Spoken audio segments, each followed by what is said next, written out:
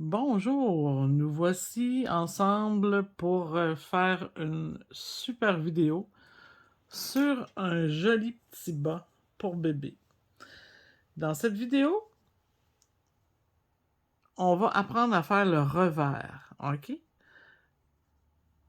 Souvent, quand on fait des côtes 2-2 ou 1-1, peu importe, là, hein, ça n'a pas d'incidence de le revirer, ok? Mais si vous voulez que votre dessin apparaisse sur le dessus, je vais vous donner le truc. Et vous pourrez le faire partout, sur toutes les chaussettes que vous désirez, si vous aimez mieux dire des bas, sur les bas que vous voulez. Euh, Peu importe, c'est le truc magique pour avoir un beau revers. Alors, en même temps, je vous donne le secret des petites cordes ici. Alors, pour faire ce joli petit bas, j'ai monté 40 mailles en montage élastique. Si vous connaissez toujours pas le montage élastique que j'emploie, vous pouvez aller voir la vidéo sur le montage élastique. Vous allez apprendre à faire votre montage strictement. Vous n'aurez pas besoin de visionner plein de vidéos, là. Montage élastique, et vous allez voir, il est en jaune comme c'est ici. Alors, maintenant, je suis prête à travailler la tige de mon bas pour le revers, hein. On va débuter la tige par le revers. Alors, ce qu'il faut faire pour débuter, on doit commencer par des côtes 2-2. Donc, pour former mon revers au départ, avant même de le mettre en triangle, parce que là, je vais travailler avec des doubles pointes. Si vous travaillez avec du Magic Loop, là, vous me suivez la même affaire. C'est la même recette de patron, là. Le patron ne changera pas. Juste votre façon de travailler va changer. Moi, je vais répartir sur 3 aiguilles en faisant un triangle. Vous allez être sur deux côtés, le devant et le dos pour le Magic Loop. Et si vous travaillez à 2 circulaires, ça va être identique comme le Magic Loop. Une moitié devant, une moitié derrière. Pour les mini circulaires, là, c'est un petit peu petit. Là. Je pense pas que vous allez être capable de travailler avec une mini circulaire. Là. Il n'y a pas assez de mailles. Alors, on débute en faisant, pour ce patron-ci, ce petit point-là, on va débuter par faire 3 rangs de côtes de 2 en commençant par 2 endroits. Alors, on va commencer par faire notre rang de côte de 2 en débutant et en terminant par 2 endroits. Pas en terminant, non, pas vrai. Ok, je vais vous expliquer juste une petite chose là pendant qu'on est dans ce sujet. Ok, côte de 2, ça s'écrit comme ça, hein? Et ici, c'est toujours le chiffre du nombre de mailles à l'endroit de la côte et ici en vert. Ok? Si je voudrais faire des côtes, je sais pas moi, 1, 2, alors ça serait une en droit, 2 en vert. D'accord? C'est compris, hein? C'est facile. Et là, ensuite, par quoi je débute mon rang et par quoi je termine mon rang? Une chose est facile. Si je travaille en rond et que je débute par 2 en droit, ensuite suivi de 2 en vert, ok? Et que je répète toujours ce multiple-là de 4 mailles. Donc, la dernière que je vais faire ici, hein, le dernier multiple que je vais faire ici, va être 2 en droit, 2 en vert. Alors, c'est facile à comprendre que sur un multiple de 4, donc là, j'ai 40 mailles divisé par 4. OK? Je vais avoir. Je vais terminer comme il faut parce que je vais reprendre tout de suite par 2 en droit. 2 en vert, 2 en droit. OK? Par contre, si j'avais eu 42 mailles, OK? On va faire le test, vous allez voir, ça ne fonctionnera pas. Et que je vais diviser par le multiple de 4. Hein? Je tricote en multiple de 4. Donc, je vais y aller une fois, il va rester 2. Donc, il va me rester 2 mailles je peux pas... je peux pas placer 2 mailles, hein? C'est comme la moitié du multiple. J'ai 10 fois mon multiple, mais il va me rester 10 mailles. 2 mailles. Excusez, 2 mailles qui vont me rester. Donc, ces 2 mailles-là, ils viendraient après ces deux-là ici, et ça ferait 2 endroits, 2 endroits. Ça fonctionnerait pas. C'est pour ça que c'est important de comprendre le multiple, pour avoir le bon nombre de mailles qui arrivent de la bonne façon. C'est simple comme ça. Et pour comprendre les multiples correctement, ben, il faut passer par tout ce qui est les points de base, comment les comprendre, comment les calculer. Vous n'avez pas le choix, sinon c'est trop difficile la compréhension. Là. OK? Alors, je vous invite là, de bien comprendre ça. Chaque fois que vous allez faire des travaux en rond, là, c'est très important de comprendre votre multiple. Sinon, ben, vous allez avoir des moyens trop, votre finition ne sera pas belle. C'est vraiment important. Alors, nous ici, je vais vous donner mon truc à moi. Là, je fais toujours... c'est rare que je vais répartir mes mailles sur le premier tour. OK? Je vais plutôt faire un rang de côte de 2. Ensuite, je vais aller répartir mes mailles sur 3 aiguilles. OK? Si je suis en Magic Loop sur 2 aiguilles. Alors, je vais tricoter en côte de 2 tout mon rang. Ici, donc, 2 en droit.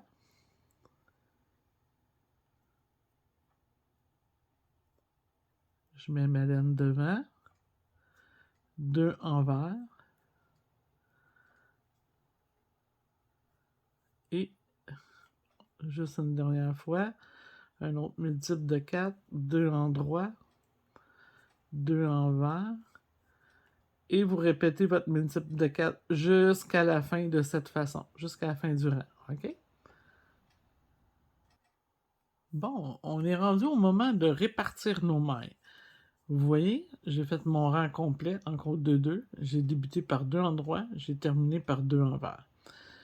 Maintenant, pour les répartir sur mes 3 aiguilles, c'est pas important d'avoir un chiffre exactement pareil sur les 3. OK? C'est pas du tout important. La seule chose, essayez, vu que c'est des côtes de 2, d'avoir 2 mailles en droit lorsque vous allez recommencer. OK? Alors, si vous placez tout le temps des nombres pairs par multiple de 4 sur votre aiguille, mais exactement, vous allez recommencer toujours par une maille en droit sur chaque aiguille. Alors ici, je vais commencer toujours par le départ, là, où il n'y a pas de fil de départ, en glissant toujours vos mailles à l'envers, comme si vous vouliez faire une maille envers. OK? On la glisse et on la fait passer sur l'autre aiguille. C'est comme ça qu'on déplace une maille d'une aiguille à l'autre sans changer le sens de son travail. Alors ici, j'ai 2, 4, 6, 8, 10, 12. Tiens, je peux en mettre encore un autre multiple. 12. Un autre multiple de 4. OK. Maintenant, sur cette aiguille ici, je vais faire exactement la même chose. Je vais venir déplacer. Ça va être comme 12 cette fois-ci. Et je vais être réparti sur 3 aiguilles. Je pourrais me placer sur 4 si je voudrais. Hein? Il n'y a pas de problème. Je pourrais être sur 4 aiguilles. Là, avant de commencer ma vidéo, je n'ai pas parlé de le type d'aiguille que j'ai aussi non plus. Hein? Juste un petit instant. Avant d'aller plus loin, je veux juste vous parler de certaines choses. OK, je veux juste vous montrer, voyez-vous? Moi, je travaille avec du 20 cm, double pointe 20 cm. Il existe du 15 cm, un petit peu plus court. Et il existe aussi du 10 cm. Ça, c'est la compagnie Prime qui les font, ceux-ci. Moi, je les adore. J'aime mieux travailler avec du métal comme ça parce que ça glisse un petit peu moins. Ça dépend de ce que je fais. Des fois, j'aime ça, celui qui est nickel, mais des fois, j'aime pas ça. Ça dépend. J'aime aussi en bois. En bois, ça, c'est un autre produit qui est très intéressant, qui glisse un petit peu moins, que les mailles se promènent moins dessus. Donc, souvent, quand les gens sont débutants, je leur dis de s'en aller peut-être vers le bois, c'est très intéressant. Ou, comme ceux-là ici, là, de la compagnie Prime, là. Mais faites attention aux compagnies imposteurs qui copient des produits, que vous n'avez pas le bon vernis sur votre aiguille. Faites très attention. Là. Il y a beaucoup, beaucoup de marchandises maintenant de bas de gamme qui va graffiner vos laines. Des fois, vous allez dire, ah, ma laine est déjà toute scrap, puis j'ai même pas terminé mon tricot. Ben, souvent, c'est votre produit, là, c'est votre aiguille. Si vous avez trop aussi tricoté des laines bas de gamme, vous avez pu aussi user vos aiguilles. Faites attention à ça, c'est bien important. Là. Alors, ça, c'était ce qui concerne ça ici. Puis pour ma laine, moi, j'utilise, lorsque je fais des petits bas de bébé, là, vraiment en bas âge, là, parce qu'ils ne marchent pas dessus, là, j'utilise soit de la Merino. Hein, j'adore beaucoup la Merino. Là, sur ma boutique en ligne, vous pouvez trouver de la Merino Cascade Yarn. Je l'aime beaucoup. Et j'aime beaucoup aussi les partenaires bébés. Super bébé et partenaire bébé. Les deux. L'une, c'est du 25 grammes, l'autre, c'est du 50 grammes. Celle-ci est super douce. Vraiment, là, quand on touche, c'est comme une plume. Là. Je vais vous expliquer. Elle a 70% acrylique premium. La premium, c'est vraiment l'acrylique haut de gamme. On n'est pas dans le bas de gamme d'acrylique. Et vous avez 30% de laine d'agneau peignée en plus. OK? Le fait qu'elle soit peignée, elle est encore plus douce. C'est très important à retenir ça ici. Alors ça, c'est vraiment un très beau produit. Puis pour une petite paire de bas, là, vous en avez amplement d'une balle. Là. Amplement, même que vous allez être capable d'aller jouer avec une autre couleur si vous voulez faire un autre paire, là, avec des petits talons de couleur, là, comme dans d'autres vidéos que j'ai. Là. Vous pouvez trouver le changement de couleur pour les talons et la pointe. Alors, aussi, la partenaire bébé, je l'aime beaucoup. Ça, c'est un autre produit que je me sers énormément. Elle est vendue en 50 grammes. Et celle-ci, elle a 50% de polyamide, nylon en anglais, hein, pour vous repérer mieux. 25% de laine peignée. OK? Le fait que la laine est peignée, peu importe de quelle provenance elle est, le fait qu'elle soit peignée est beaucoup plus douce. D'accord? Beaucoup plus euh, fragilisée aussi. Hein? On parle d'une laine qui, plus elle est douce, plus elle est fragile. Pas fragile pour la tricoter, mais au niveau de l'entretien. Là. On garoche pas ça qu'une paire de jeans dans la laveuse. Là. On lave ça à la main délicatement, puis c'est important. De toute façon, c'est des beaux petits tricots là, qu'on garde pour toujours. Là. Alors, 25% encore une fois d'acrylique premium. Alors, très beau produit pour les petits bébés, très doux pour leur petite peau, puis pas du tout dangereux là, en cas d'allergie ou quoi que ce soit. Maintenant, on retourne à nos moutons. J'ai fait mon montage, j'ai réparti mes mailles. Comme je vous ai dit, je vous ai expliqué comment les répartir. Maintenant, on va les tricoter pour débuter le premier tour. Bon, la façon de placer mes mailles pour débuter, là, on va prendre le temps de bien l'expliquer. Parce que des fois, les gens le comprennent à l'envers. Et ça fait qu'ils tricotent par l'intérieur du bas et non à l'extérieur du bas. Donc, ce qu'ils voient, c'est l'envers de leur travail. OK? Et la seule bonne raison pourquoi ça fait ça, c'est qu'ils tricotent pas du bon côté. Alors, j'ai 3 aiguilles. Je place celle qui est la dernière ici, là, où est-ce que mon fil qui relie à ma balle, celle de droite, je la place comme ça, dessus. Si je regarde mon triangle de cette façon, là, je la place dessus ma gauche. OK? Dessus. Lorsque je me replace comme ceci, ça va me prendre une 4e aiguille pour pouvoir tricoter. Je vais diriger ma laine de l'autre côté, OK? Derrière mon travail. Ici, c'est devant mon travail. Ici, c'est derrière mon travail. Maintenant, avec mon index et mon pouce, je vais venir tenir les deux parties de travail ensemble. OK? Jusque-là, ça va. Maintenant, je vais zoomer pour être très près, parce que je veux que vous compreniez de vraiment très près.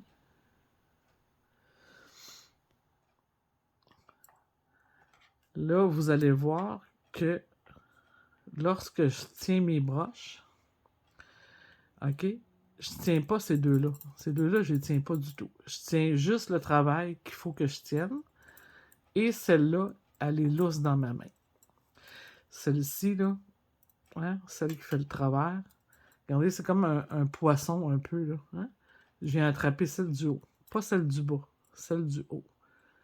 Et l'autre, j'y touche même pas. Je touche pas du tout à l'autre. J'ai pas besoin. Alors, je vais venir travailler mes deux mailles envers. Et là, si vous avez bien fait votre travail sur votre premier rang, ben votre tour ici, parce que tantôt c'était un rang, il n'était pas attaché. Maintenant qu'on est en rond, on parle de tour. OK? Mon tour va bien aller parce que je vais être capable de bien reconnaître mes mailles. Donc, plus vous allez travailler précisément, plus ça va être facile. Et par le fait même, votre travail va être plus beau. OK. J'arrive à la fin de mon aiguille. Là, je vais prendre le temps de placer mon aiguille au centre, mon travail au centre de mon aiguille. Je vais venir porter ma laine de l'autre côté, hein, derrière mon travail. Là, on va tourner dans le sens des aiguilles d'une montre. Je vais venir positionner ma main comme il faut à la bonne endroit sur l'aiguille que je veux tricoter, qui est la suivante de celle qui a le fil. OK? Là, le traumatisme de la jonction. On arrive ici. OK? Voyez-vous comment je suis positionné, là? Comme ça. OK? Jamais comme ça. OK?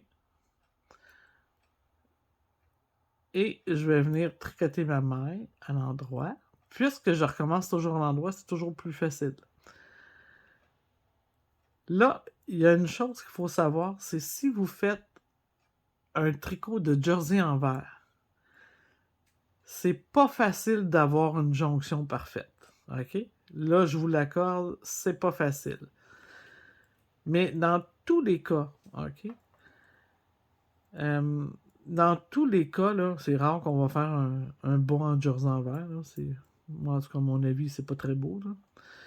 Mais dans tous les cas, si vous y arrivez pas, OK, seulement à contenir votre tension, là, en contenant votre tension, c'est peut-être aussi que vous n'avez pas la bonne grosseur d'aiguille. D'accord? Parce que votre grosseur d'aiguille, là, elle est très importante pour votre tension. Si vous débutez, là, c'est peut-être quelque chose que personne ne vous a dit encore. OK? Comme moi ici, là, je fais des côtes avec un 4 brins, je prends toujours du 2,50. Mais peut-être pas vous. Alors, c'est important que vous fassiez des tests, que vous ayez plusieurs grosseurs d'aiguille aussi. Pour un 4 brins, là, ça peut jouer du 2,25 à aller jusqu'à du 2,75. 3, on a un problème. Là. Vous avez une tension qui est beaucoup trop serrée si vous prenez du 3 avec du 4 brins, à moins que vous ayez un gros 4 brins. OK? Tout ça peut jouer en ligne de compte. Et pour le problème des jonctions, souvent, il est réglé à 90% du temps par la grosseur d'aiguille. Alors, si vous avez ce problème-là, commencez donc par changer la grosseur de votre aiguille ou le type d'aiguille avec lequel vous tricotez. Avec le temps, en regardant mes clientes tricoter, je m'étais aperçu aussi que souvent, les gens qui optaient pour celles qui sont plus glissantes, là, les nickels, là, celles en nickel, leur tension est un peu plus lousse. Donc, il y avait une création plus facile de d'une jonction entre les aiguilles à ce moment-là, même si vous êtes en Magic Loop, à cause que votre aiguille est plus glissante. Alors, c'est toutes des choses qui peuvent vous nuire. Donc, peut-être changer votre type d'aiguille, puis tout va être correct. Alors, simplement, on continue. Et comme je vous dis, lors du changement d'aiguille, on ne serre pas. On rapproche notre maille de l'autre maille, comme si c'était un tricot continu, mais surtout, n'allez pas serrer absolument rien, ni la deuxième, ni la première. Gardez ça simple et allez plutôt vers une transformation peut-être de votre tension.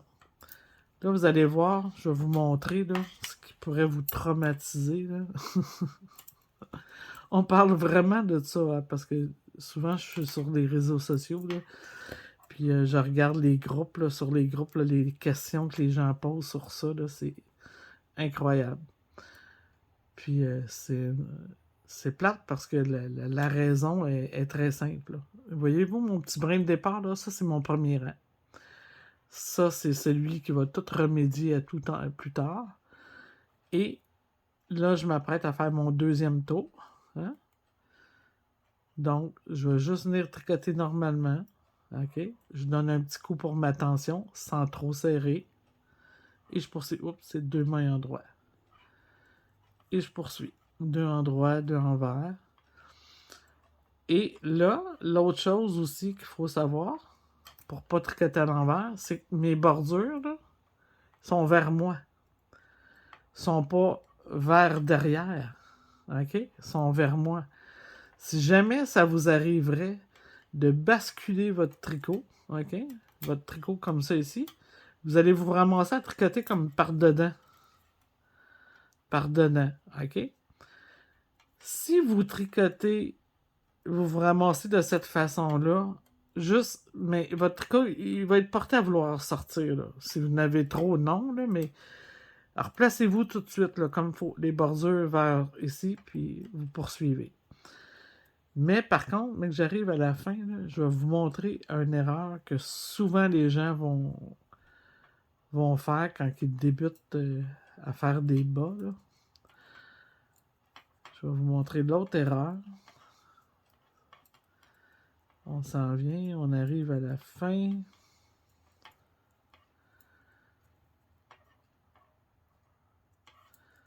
Deux en vert. OK.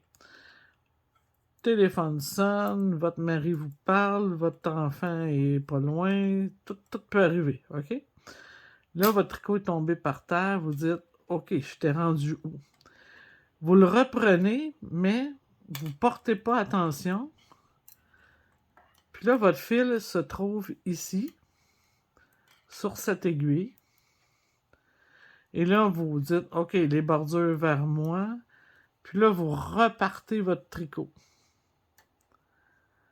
Il est là le problème, OK? Si vous faites ça, vous allez créer un gros trou ici, OK? Parce que vous venez de renverser votre tricot de côté, OK? Et surtout pas de le placer comme ça puis travailler à l'intérieur. On fait toujours attention de ne pas travailler à l'intérieur.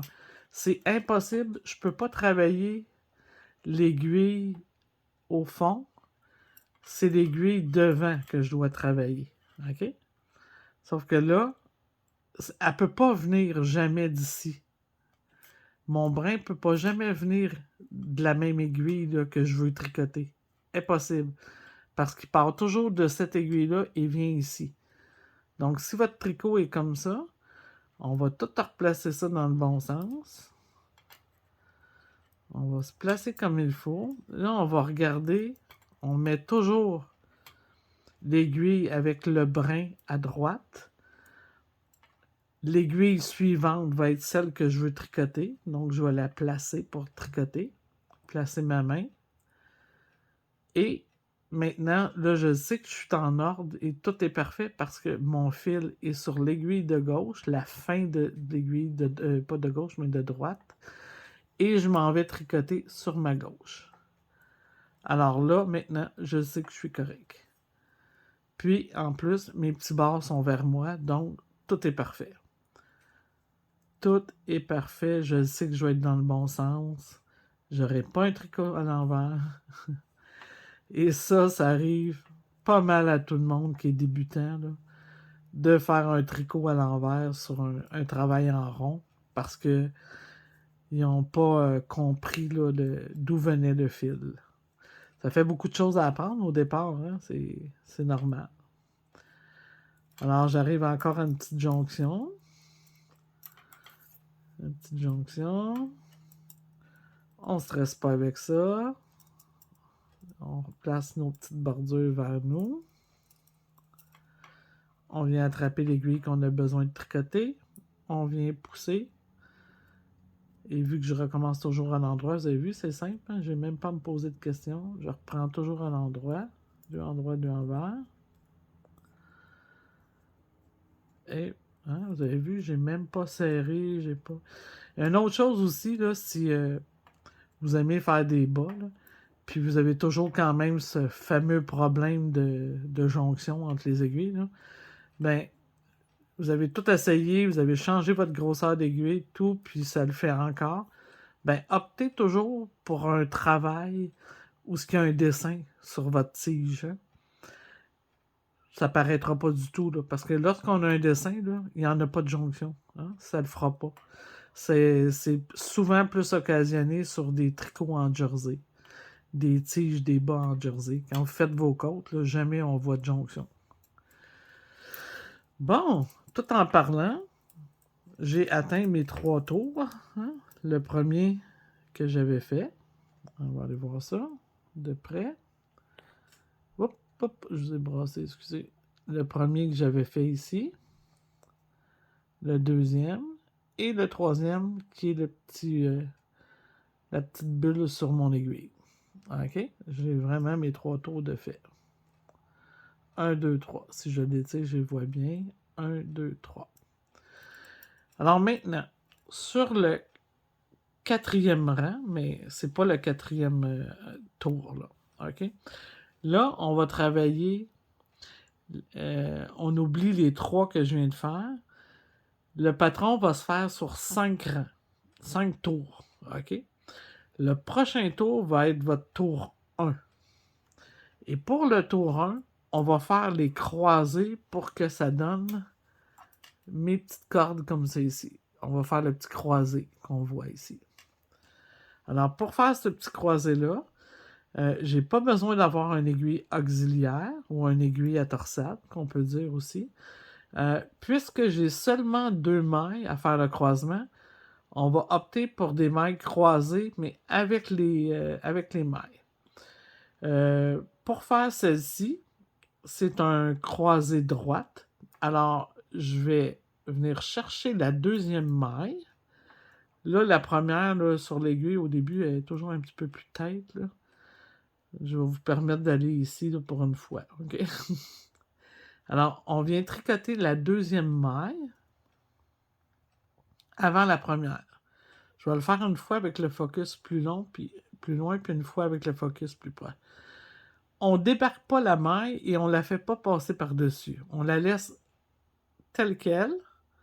On vient rechercher la première et on la tricote à l'endroit, elle aussi. Là, je vais faire passer mon aiguille de l'autre côté. Et je débarque mes 2 mailles. Tous les mailles envers de ce rang vont être tricotées à l'envers parce que les croisés se font que sur les mailles endroits. Alors, on a 2 petites mailles endroits. Je vais faire la croisée, mais je vais me rapprocher pour que vous le voyez de très près. On est plus près. Alors, je dois tricoter la 2e maille de mon aiguille gauche avant la première en passant devant. Donc, étirez vers le bas un peu votre travail. Venez chercher votre maille au complet. Et vous passez comme ça, on est devant. Hein? Voyez-vous, on est devant ma maille. Devant. On est devant. Si je répète, je la passe comme si elle serait toute seule. Là. Je veux la tricoter à l'endroit. On est devant. OK? Autrement dit, elle, pour l'instant, elle n'existe pas pour moi. Celle-ci, on voit juste elle et je viens la tricoter devant. Mais mon aiguille va rester devant mon travail. Devant ma maille, devant mon travail. Je vais venir la tricoter à l'endroit.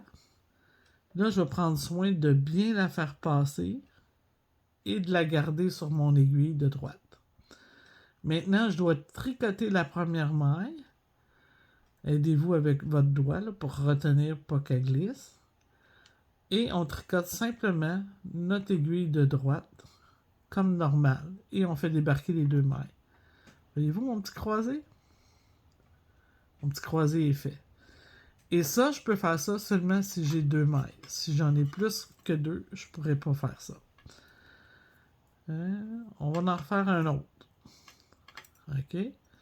Alors, je viens tricoter d'abord la deuxième devant la première.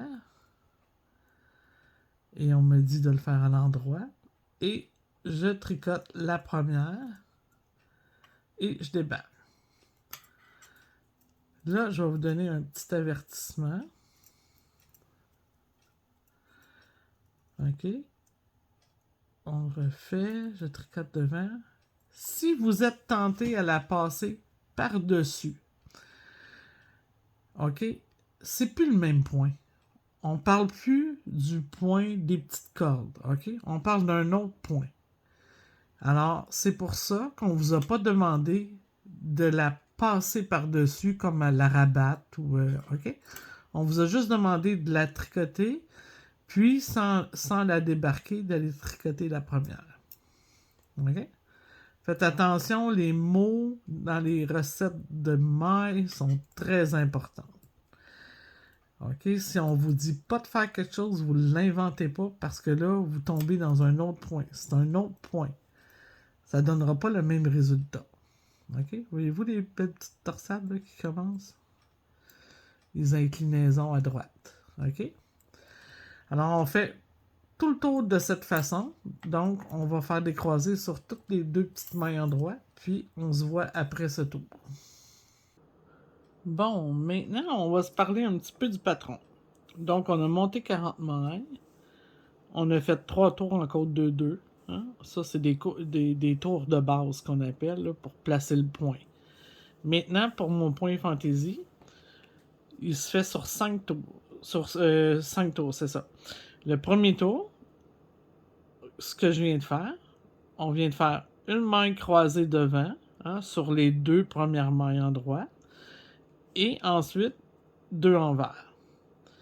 Alors, ici, là, ça peut être écrit de toutes sortes de façons. Là moi, j'ai marqué juste une maille croisée devant parce que j'en prends une sur les deux. OK? Mais ça peut être écrit de toutes sortes de façons. OK? Mais sachez que ça veut dire qu'on prend 2 mailles. OK? Alors, mon multiple de 4, il est ici. Ensuite, le tour 2, 3, 4, 5. Tous ces tours-là sont tricotés comme elles se présentent. Alors, lorsque j'ai des endroits, je les fais endroit. Lorsque j'ai des envers, je les fais envers. Et par la suite, je vais répéter 3 fois de plus les 5 derniers tours. Alors, ce que je viens de faire ne compte pas dans les 3 fois parce que c'est 3 fois de plus. Ce que je viens de faire aurait compté. Par contre, ça aurait été écrit faire 4 fois. Ou répéter 4 fois au total. Là, on me dit de plus, donc ce que je viens de faire ne compte pas dans le nombre de fois qu'il y a à faire ici. Alors, c'est ça ici que ça va donner. Ça va vous donner comme ça. Attends un petit peu, je vais vous montrer là-dessus. Ça va vous donner ça ici. Là, ce que je viens de faire, c'est le premier croisé ici. En faisant mes 4 tours de côte de 2 par-dessus, ça va me donner la petite longueur. Lorsque je vais refaire mon croisé au 5e tour, ça va me donner celui-ci. OK? Alors, ça fait 1 fois, 2 fois, 3 fois. Alors, mes 3 fois vont me donner, dans le fond, 4 croisés. OK? La première fois, deuxième fois, troisième fois, quatrième fois. OK? Un coup, vous allez avoir obtenu ça ici. Vous allez poursuivre en code 2-2 pour 20 tours. OK? 20 tours au total. Alors, ça va vous donner cette tige-là ici. Comme ça. C'est bon? Là, je vais juste me replacer mes mailles sur les aiguilles et je vous montre le truc pour le revers.